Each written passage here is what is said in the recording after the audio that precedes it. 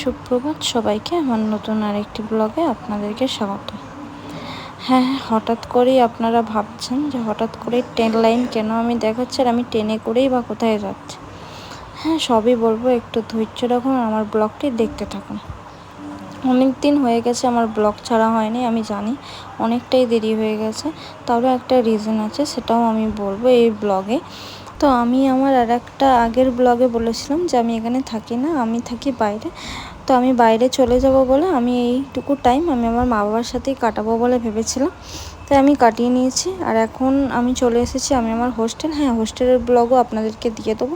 তো আজ আমি চলে এসেছি আমার বান্ধবীর বাড়ি বেড়াচাপা। তো বেড়াচাপা হয়তো আপনারা যারা বেড়াচাপায় থাকেন আর কি, তারা হয়তো জানবেন যে বেড়াচাপা কোথায়। আর যারা জানেন না তাদের ক্ষেত্রে বলে দিই, বেড়াচাপা হচ্ছে এমন একটা জায়গা যেটার ব্যাপারে জানা আপনাদের খুবই দরকার, কারণ এখানে একটা ভীষণই ভালো জায়গা আছে যেটার ব্যাপারে আমরা জানি না। যাই হোক, একটু আইসক্রিম খেয়ে নিই আর ব্লগটা দেখতে থাকুন, তাহলে আমরা বলতে পারবো যে কি আছে এখানে। হ্যাঁ, এখানে আছে চন্দ্রকেতু গড়। এটা হয়তো আপনারা ইতিহাসে পড়েছেন এই গড়টার নামে, বাট আমরা জানি না যে এই গড়টা কোথায় অবস্থিত। হ্যাঁ, এই গড়টা অবস্থিত বেড়াচাপা, হাড়ুয়া বেড়াচাপা। তো এখানে আমি চলে এসেছিলাম এই গড়টা দেখতে, কারণ আমার ভালো লাগে এইসব জিনিস, মানে আগেকার জিনিস দেখতে আর কি, এইসবগুলোকে দেখতে।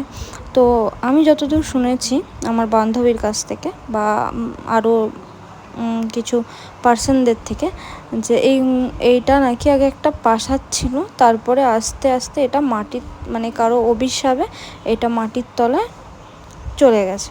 তো যাই হোক, এখনও যতটুকু আছে এইখানে ততটুকু মানে এখন ঠিকঠাক করে রেখেছে। যাই হোক, অতটাও ঠিকঠাক করে রাখেনি যতটা ঠিকঠাক করে রাখার হতো। আমার তো মনে হয় যে এত সুন্দর একটা ঐতিহ্যময় জিনিসকে ভালো করে রাখা উচিত। তাও আমরা জানিও না যে আমাদের সামনাসামনি এত সুন্দর একটা জিনিস আছে যেটা আগেকার ইতিহাসকে তুলে ধরে। তো আপনারাও যদি চান এইটা দেখতে, তাহলে চলে আসতে পারেন। আমি বলে দিচ্ছি কী করে আসতে হবে।